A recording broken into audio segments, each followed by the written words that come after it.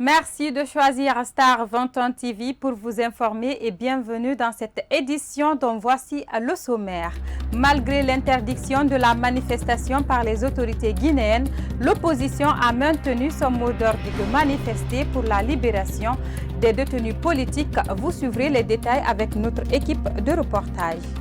À Bessia, dans la commune de Matoto, une maison et son contenu ont été réduits en cendres dans la soirée du mardi 24 novembre 2020. Les détails, c'est dans ce journal.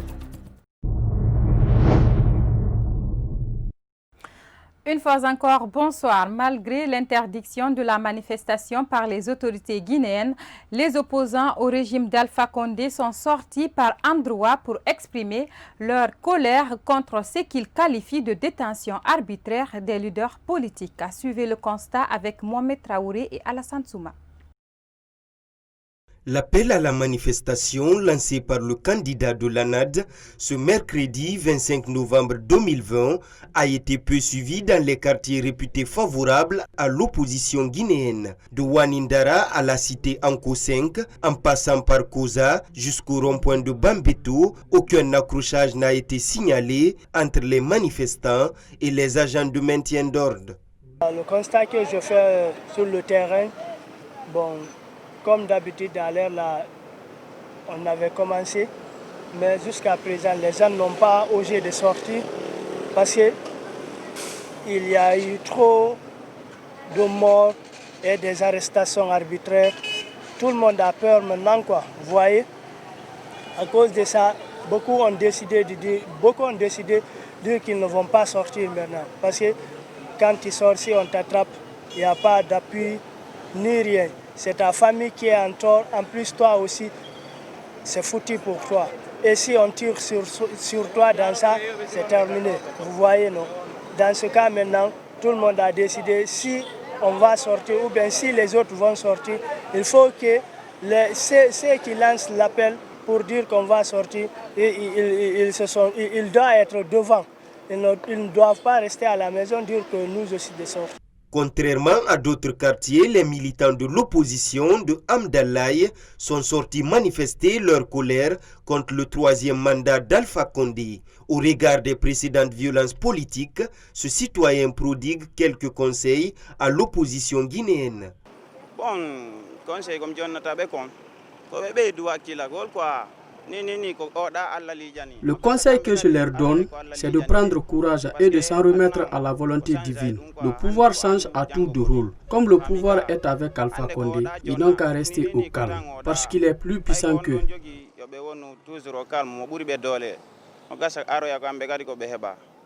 Selon les statistiques fournies par l'opposition guinéenne, le bilan provisoire des violences post-électorales fait état de 46 morts, près de 200 blessés par balle, une centaine d'arrestations et d'importants dégâts matériels.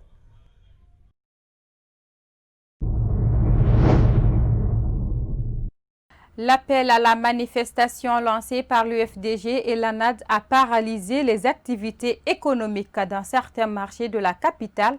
C'est le cas du grand marché de Madina où la quasi-totalité des boutiques et magasins sont restés fermés ce mercredi 25 novembre 2020. Suivez le constat de Yahi Oumoubari et Ibrahim Paye Kamara. Nous sommes au grand marché de Madina. Ici, la majeure partie des boutiques et magasins sont restés fermés suite à l'appel à manifester lancé par Selou Dalen Diallo. Dans ce marché, les activités économiques sont au ralenti. Seuls quelques rares commerçants proposent la marchandise à la clientèle. Vu que la manifestation la dernière fois ne s'est pas bien passée, comme ça on décide de venir à Madina pour pouvoir chercher notre pain quotidien. On ne peut pas rester à la maison vu que la manifestation ne nous sert à rien. On a manifesté depuis 2010, on manifeste. Jusqu'à aujourd'hui, on n'a rien vu. Le pouvoir en place n'a pas pitié de nous. La population, on est là, on souffre. On ne peut pas rester à la maison. On reste à la maison pourquoi? Oui, on a décidé d'ouvrir parce que à chaque moment, pour rester à la maison, on ne voit pas une suite favorable. Et puis, ce n'est pas parce qu'on ne supporte pas Paul, on ne supporte pas Pierre. Seulement, on est là parce que tout le temps, il y a des manifestations, mais on ne voit pas une suite favorable. Les gens sont meurtris, vraiment fatigués, pas d'espoir. Maintenant, on se remet à Dieu. Venu pour s'en procurer d'un téléphone portable, ce citoyen rencontré au marché de Madina appelle les Guinéens à cultiver la paix pour le développement du pays. La Guinée ne peut pas changer tant que les Guinéens ne se donnent pas la main. Pour que ce pays puisse avancer, il faut qu'on puisse mettre en tête que la paix, en parlant de la paix, il ne faut pas parler de paix, il ne faut pas parler de malinqué. Pour qu'on puisse parler de paix et de quiétude sociale, ou que ce pays soit vraiment notre rêve et que la jeunesse puisse prendre le pouvoir un jour, il faut qu'on se donne la main et que la Guinée soit unie à jamais et que Dieu bénisse la Guinée. De l'avis des économistes, ces manifestations causent une perte économique énorme à l'État guinéen. C'est pourquoi ils demandent aux autorités de privilégier le dialogue dans le pays. Volet justice dans cette édition d'information, les avocats des détenus politiques déplorent les conditions de détention de leurs clients à la maison centrale de Conakry. Selon Maître Souleymane Baldé, certains parmi les 300 prisonniers ont passé plusieurs jours sans avoir accès à l'eau pour se désaltérer. C'est un reportage de Kadiatou Bari et Alassane Souma.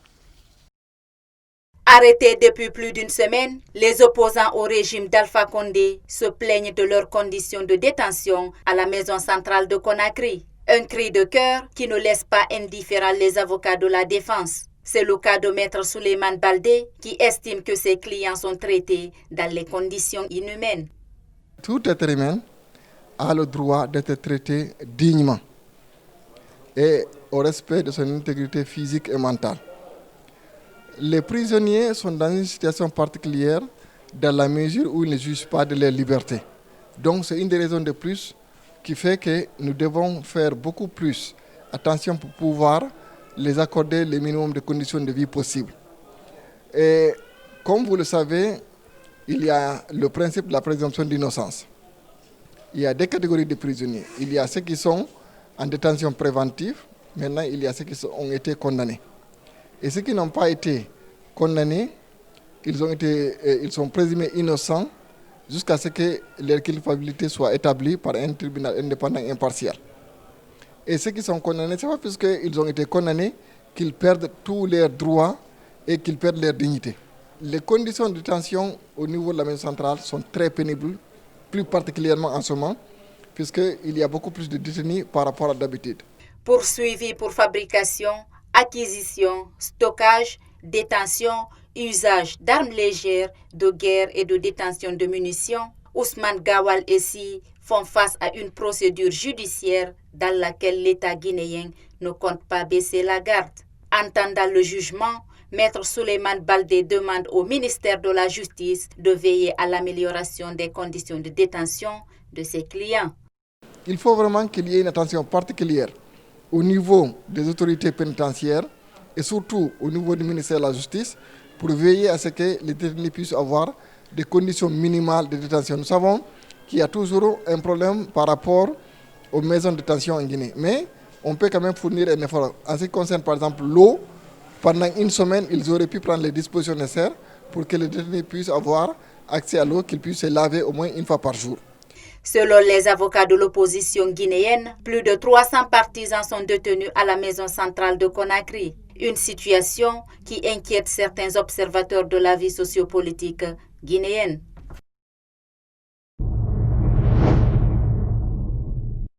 L'humanité a célébré ce 25 novembre la journée internationale de l'élimination de la violence à l'égard des femmes. En Guinée, malgré quelques progrès réalisés par les autorités, le chemin reste encore plus long pour en finir avec ce fléau. C'est un reportage de Bintou Souma et Ibrahim Khalil Silla. Cette journée internationale pour l'élimination de la violence à l'égard des femmes a été choisie par les Nations Unies suite à l'assassinat des sœurs Mirabal en République dominicaine lorsqu'elles militaient pour leurs droits en 1960. Pour éradiquer cette pratique en Guinée, cet activiste estime que les femmes doivent briser le silence. Le plus souvent, il y a des lancements, comme parle le lancement de ces jours d'activisme du 25 novembre au 10 décembre. On appelle le plus souvent oranger le monde. Ça veut dire, mais stoppons les violences faites aux femmes dans le monde. C'est une journée spéciale pour les femmes victimes de violences. Dans ce cadre, je peux dire d'abord à ces femmes que c'est quand ils dénoncent que nous pourrons stopper. surtout, nous demandons de plus en plus de sanctions à ces auteurs. Si ces auteurs sont punis, je pense que ça va servir de leçon.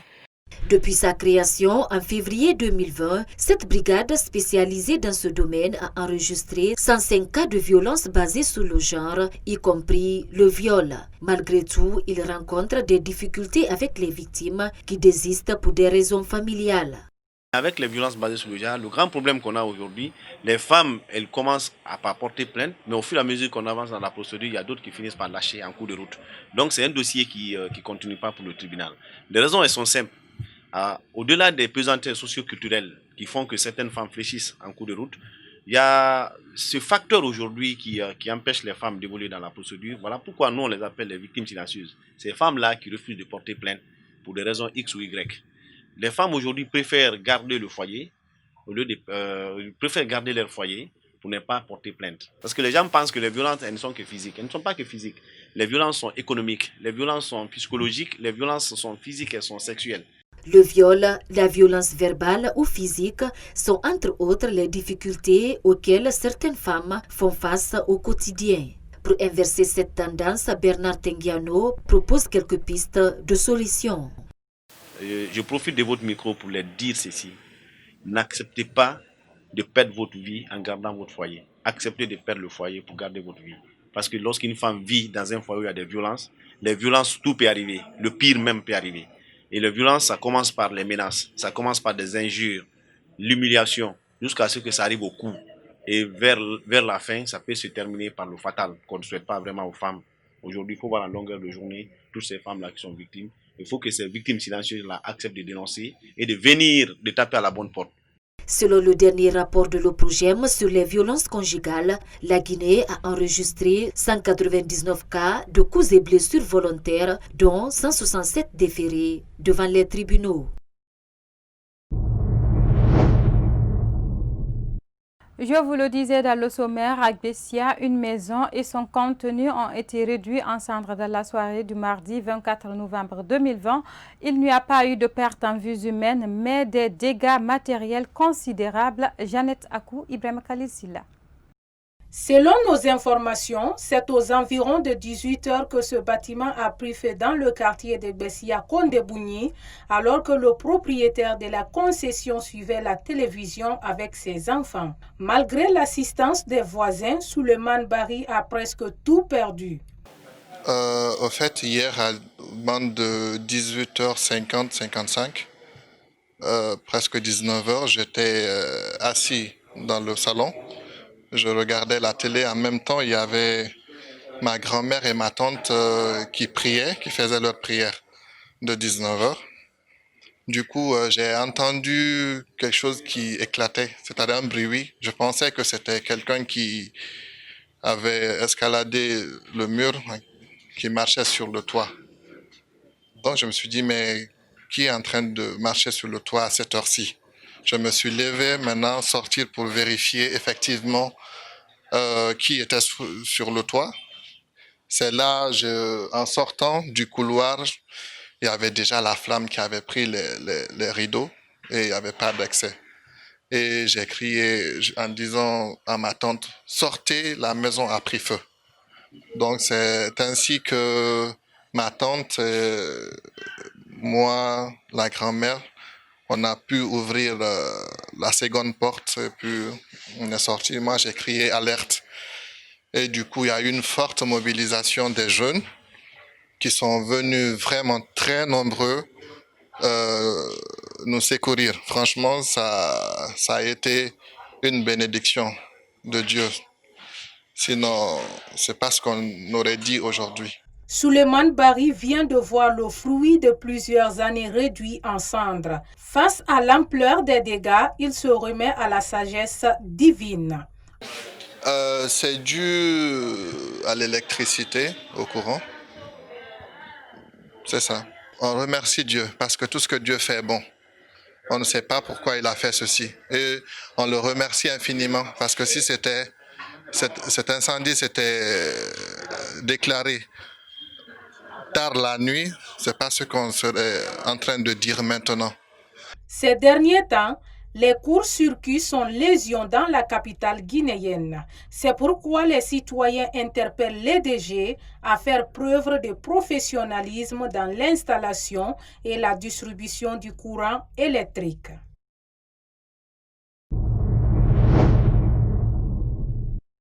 À la tête du Niger entre 1999 et 2010, Mamadou Tandja, l'ancien président du Niger, est décédé ce mardi à l'âge de 82 ans. Après l'annonce de son décès par les autorités nigériennes, un deuil national de 3 jours a été décrété pour honorer sa mémoire. C'est un commentaire de Nantenin Kondé. Décédé mardi à Niamey à l'âge de 82 ans, Mamadou Baba Tandja était une figure adulée, célébrée pour sa lutte contre la pauvreté et son austérité, qui avait cherché à s'accrocher au pouvoir pour finalement être renversé par un putsch. Un deuil de 3 jours sera observé sur toute l'étendue du territoire national. Plusieurs chaînes de télévision, dont la télévision publique, ont suspendu leur programme pour diffuser en boucle des chants religieux et des photos de Tandja.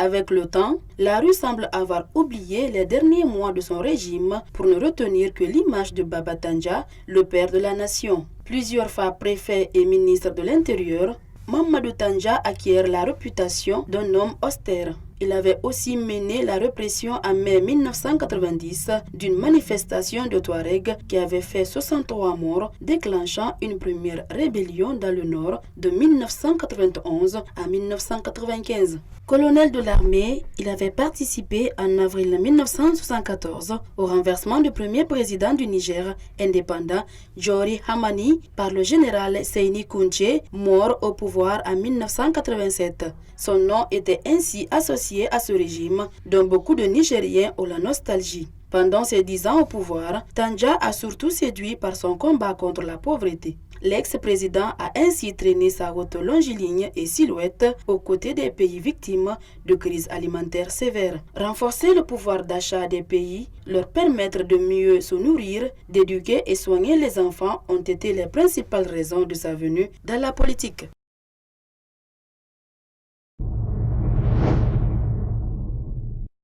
Ainsi prend fin cette édition d'information. Merci à tous de l'avoir suivi et bonne suite de programme à notre compagnie. Bonsoir chez vous.